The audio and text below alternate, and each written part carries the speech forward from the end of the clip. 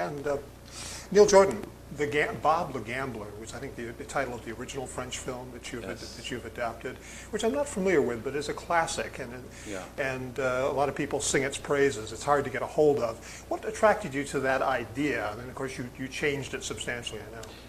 Well, I was asked to do it. Sorry, I was asked. Do you want to see this? Yeah, that's right. Yeah, okay. like that. That's fine. That's great. No, I was asked to do it. It was a commission, basically, and I knew the original film, and I was a bit unwilling to contemplate it, but I agreed to. I said I'd write a script, and as I wrote the script, it became interesting. I doubled up on the original story and I doubled everything that was in the original story, and it kind of became a variation on the theme, really. So and the character became compulsive. When I made it an American, and a drug-addled kind of refugee from the '60s, and he became fascinating to me. That's what made me want to do it eventually in the end. There are so many films that are sort of taking off on that grand casino heist theme, Ocean's 11 obviously, but I think one of your aces in the hole, not only working from a great story with your own spin on it, is also Nick Nolte. Yeah. I can't take my eyes off him, for the whole more than 2 hours of the film. He just seems to helm things very well. Yeah, well, I don't think these heist movies, they're generally not about character, are they? Yeah. They're generally about But he brings character with him. Oh yeah. Well, I mean, I wanted to make, if it is a heist movie, which it is, I wanted to make it about a character, a guy who needs to get himself back to life, needs to find some redemption in things, and he does it through the heist, really. So I made it.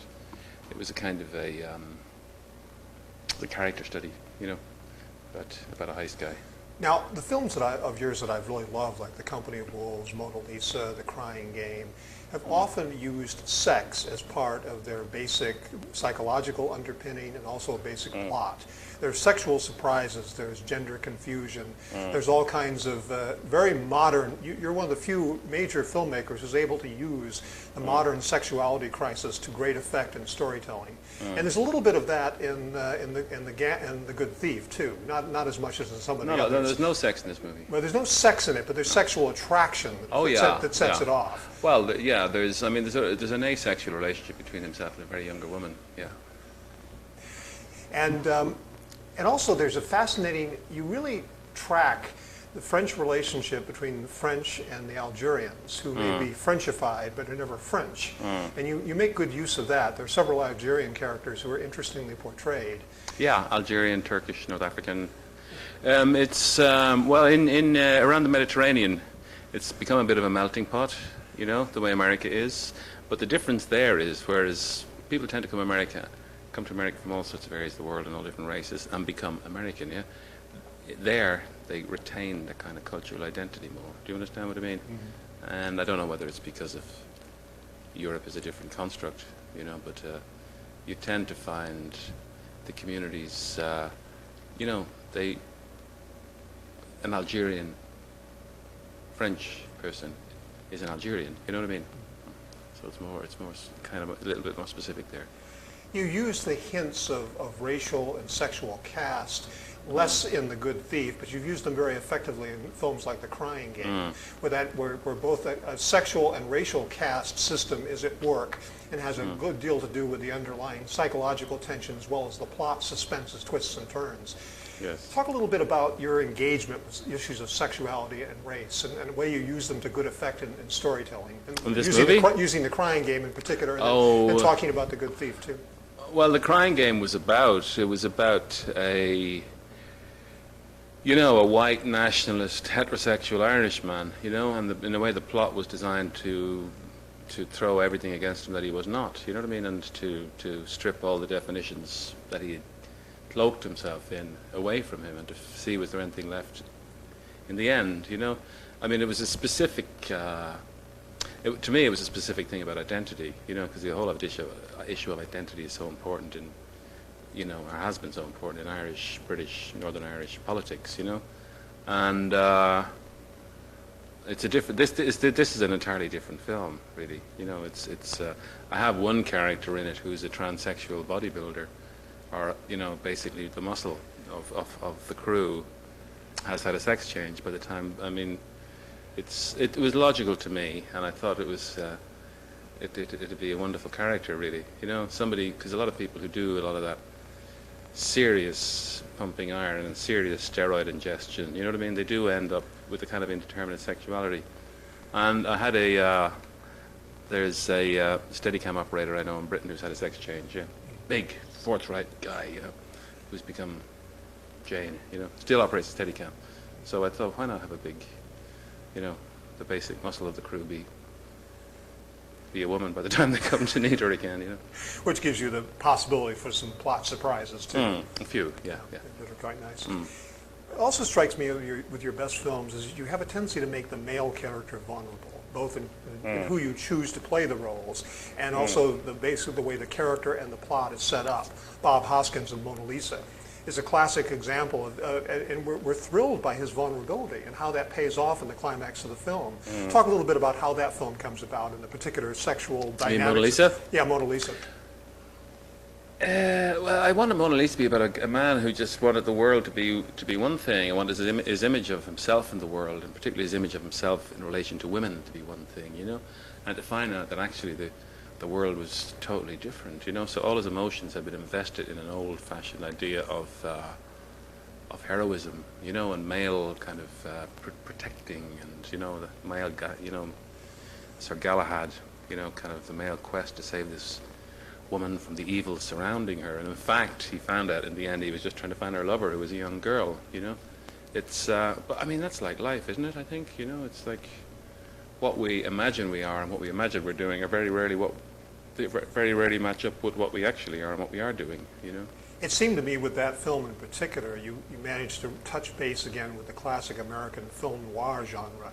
The psychological pinnings of the film, the plot, the suspense of the film, the particular obsession and delusion of this character all comes together in a way it might in a classic film noir. Yes, basically.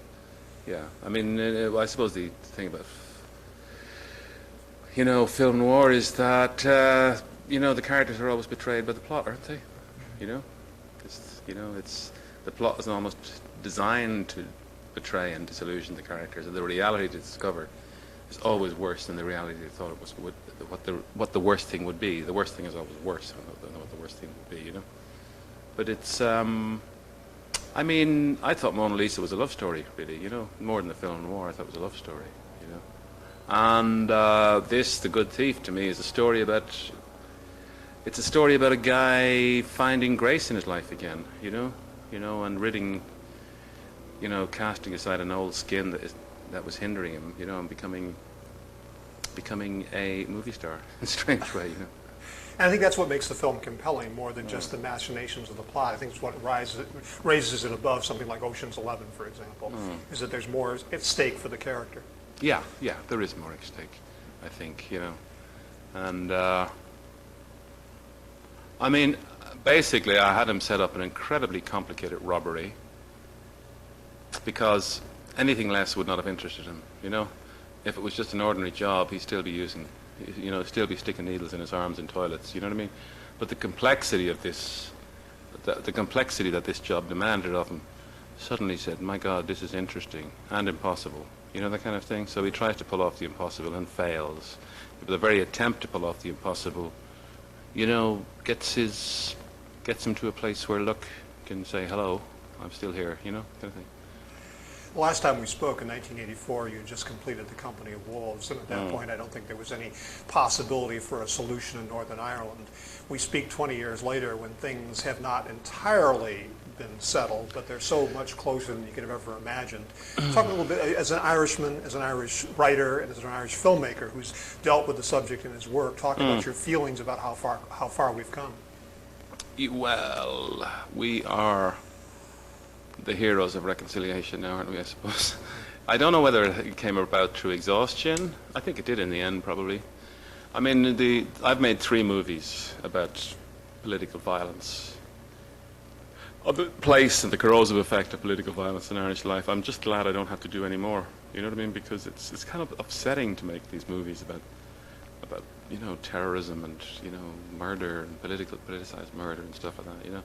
But it was your former president, Clinton, had an enormous amount to do with it, really, you know, and the input of American interest in these tiny little worlds that you find in Belfast and Portadown and places like that, I think gave everybody concerned the impulse to the kind of the kickstart to sort out the problems, really. But it's just a pity that it hasn't happened more often. But I mean, I'm thrilled that every Irish person is thrilled that political violence and terrorism is no longer a facet in Irish life. Because one of the things that struck me about The Crying Game in particular, in addition to the racial and sexual dynamic, the political dynamic in that film is explosive. Well, it was. I mean, the people got very upset with that film in England, and the reason they got upset was because I was looking at somebody who was the bête noire of the kind of tabloid culture, a terrorist, and somebody who had and the worst thing at the time that one could have expressed was this person has a coherent set of a coherent intellectual structure, for what he does. What I wanted to examine in the film was, could he change? Could he actually slough off that terroristic kind of that ability to do unforgivable things, for a cause that he regarded as just, and that was what the movie was, to me, an exploration of. Really, could this person change? Could this person become a worthwhile human being? You know what I mean? When did you get the ultimate idea in The Crying Game for the sexual mystery that the film becomes? Oh, it was. I mean, I'd written the first third of it. I had written the first third, the kidnapping of the Forrest Whitaker character, and the sequence in the glass house, which is actually a bit like a play, it's like a one-act play. And every time I took the realities, the characters to London, the whole film became, or the whole story became like a social realist kind of exploration of things. And I just thought, wait a sec, I'll make the person that he's talking about male, not a female, and then it became, suddenly it just all worked somehow. It just drew the story into much deeper areas, really, and into an exploration of internal definitions of oneself rather than into an exploration of a political situation, In finding a cast for a film like that, where did you find your ultimate hero-heroine, the one that... Jay Davison. Yeah, exactly. Found Jay in the club scene in London. Yeah. He was a star there. He was an extraordinary, beautiful kind of man who was appalled when I asked him to put on women's clothes, because he says, I'm not a transvestite. I said, I know, but just do it, see what it looks like. Humor me. Yeah.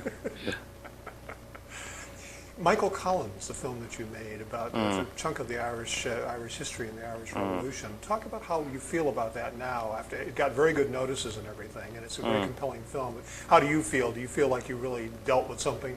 Well, Michael Collins I was lucky enough to get Warner Brothers to make that film, because really it was a film that was about a problem that is so specific to, the body politic between Ireland and Britain, to the history of the relationships between the two countries, and it gave rise to an enormous amount of debate in both countries, and it was a very necessary film to make. I think it was a very necessary film specifically for Irish people, to examine that part of the creation of the Irish state that was so bloody and so gave rise to so many grey, so many questionable moral areas. You know what I mean? And it was interesting to do in that light. It wasn't entirely understood in America because nobody knew who Michael Collins was. Interview with a Vampire, which was controversial because of Anne Rice's book and her initial opposition to Tom Cruise. I thought Cruise was fabulous in the film. I thought he was great. I thought that the film worked, and it worked against the expectations of some of Anne Rice's fans, I think.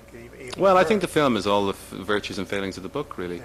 I mean, I made the film because I loved the book. I didn't make it to do a big Hollywood blockbuster or anything like that. I mean, David Geffen sent me the novel. I read it, and I read a script Anne had written, and I did my own script, for which I didn't get a credit, by the way. But anyway, I really just the atmosphere in the novel I could touch, I could smell it, I could feel it, and that's what I wanted to convey in the movie.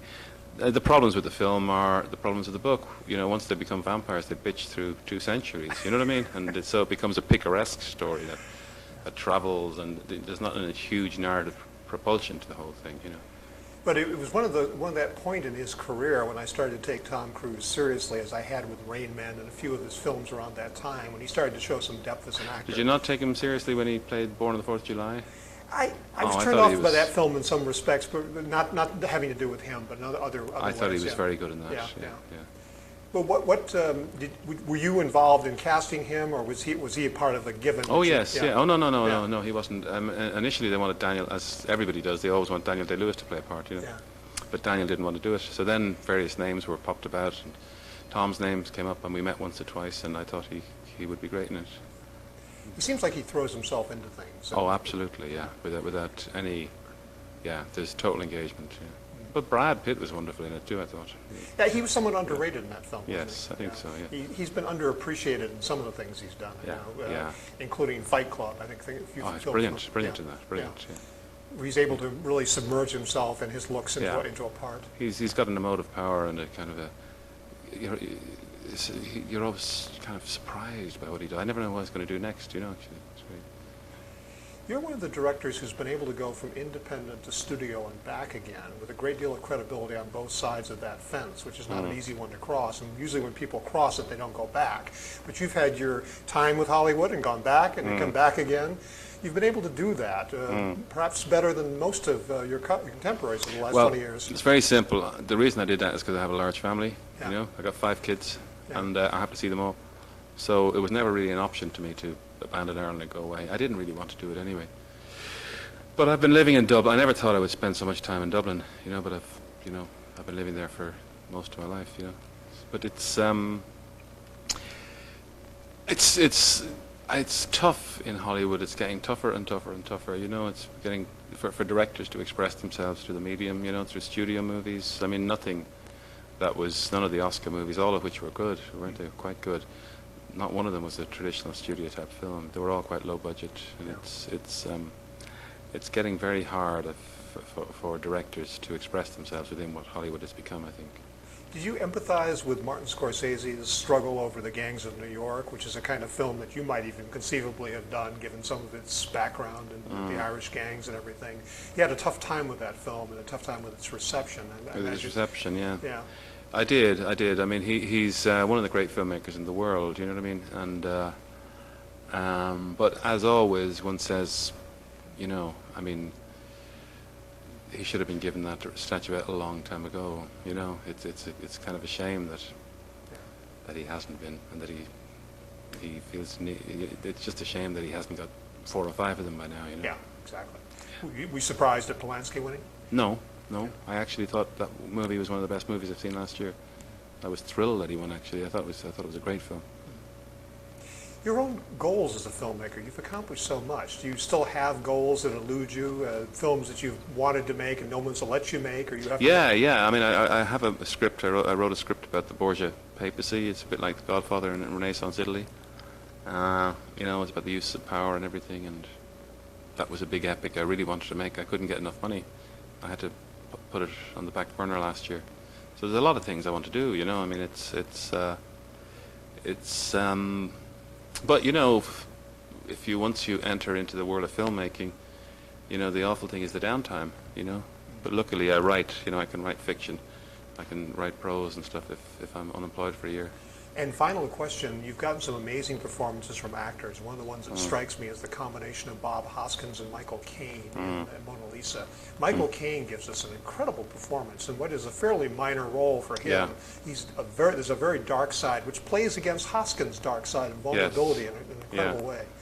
Well, one of the great things the last few years is seeing Michael get the roles he should have got years ago, you know? It's amazing, isn't it? He's come into, he's kind of embraced his age in a way, isn't he? And he's getting magnificent parts now, and he's kind of giving these blazing performances, you know.